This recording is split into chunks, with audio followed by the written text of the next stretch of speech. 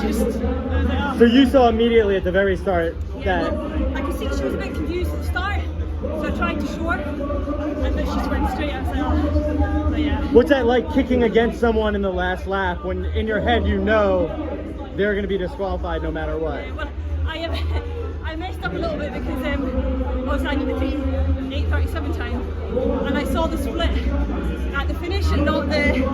So I went a bit early, thinking I only had 34 seconds for the last lap, and then realised actually I've got that 3 and a bit seconds buffer. So I was like, oh well. But yeah, the mission was to come here and get the job done, and I've done that. Was that frustrating when you heard that Cardiff was not on the World Athletics calendar and therefore would not be eligible for qualifying for Glasgow? Yeah, and I think any other year it wouldn't have really bothered me too much, but it's a home championships, you know, it's yeah. But I mean, these things happen, and my plan was to race here and race British Champs and go for the world, but that's still be the case. So yeah, nothing's been disrupted or changed, and if anything, that's probably given me a lot more confidence going into the 3K than maybe the mile would have done. So yeah, I'm really happy.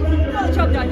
Yeah. Miss running the Wanamaker. I did. It's a cultural thing. I like the field looks amazing as well. You know, so I've gotten to pull out when it was such a strong field. You know, I'm not someone who likes to hide from competition. So yeah, it was disappointing, but ultimately, you know, it was a really strong race there today. Obviously, Alicia, I think she just got the American record, didn't she? Yeah. So yeah, and she helped me out a lot, bless her. So yeah, I'd call credit to her for doing all of the front running. But yeah, it was just fun to come here and race and get the job done. Yeah. Well done.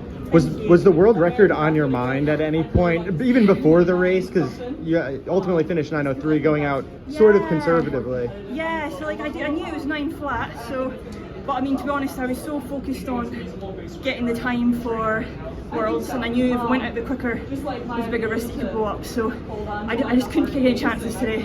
Had to get the time, and I think I would have raced it a bit differently, you know.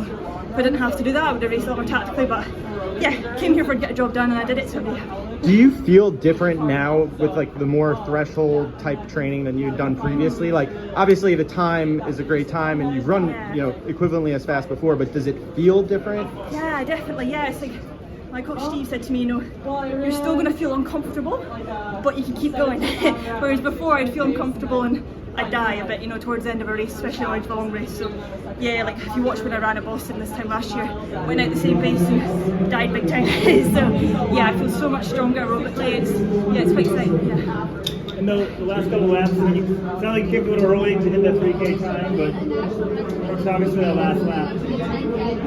Sorry? It's obviously the last lap, you know, she was pressuring you, like, you kicked early because you're trying to hit the 3K time, but you still want to win the race, right? I mean, yeah, you do, and I didn't know. I guess you did win, but... Yeah, I rolled it, I saw I had the time, and then I relaxed a bit, and then she came past so quick I didn't have time to react, so yeah, it's difficult when your head's in two spaces, you know, do you run tactically, but you're under the time, and I was quite well under the time, but I just panicked a bit, and I was just like, so, but yeah, these things happen, but I felt really strong, you know, to be on a 3K and feel like, it's good. Yeah, it's good. Will Millrose be the next race?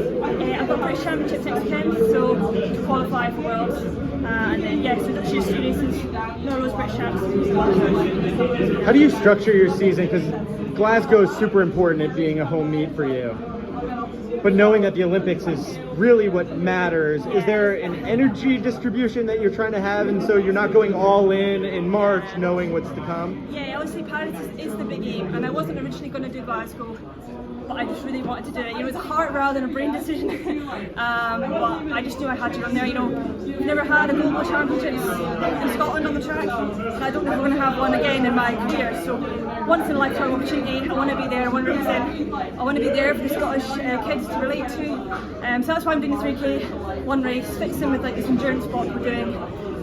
How I'll compete against the world's best, we'll just have to wait and see. But it's all about the summer. But ultimately, you know, I love the competition. I want to be there in my home event on my home turf. Yeah. And how did you decide 3K versus 15? How do I rate it? Sorry? How did you pick the 3K versus the 15? It's a straight final on Saturday, so normally I do a hard session on Saturday anyway, so I'm just subbing a session out for a World Champs final. But it just means, you know, it doesn't disrupt my week. I can train it's a bit lighter, but as normal. It doesn't disrupt sort of my training. It's not riding just to pretend when it's one hard hit in the middle of winter when I've been doing endurance stuff anyway, so it just works really well. Yeah. Thanks, Laura. Thank you.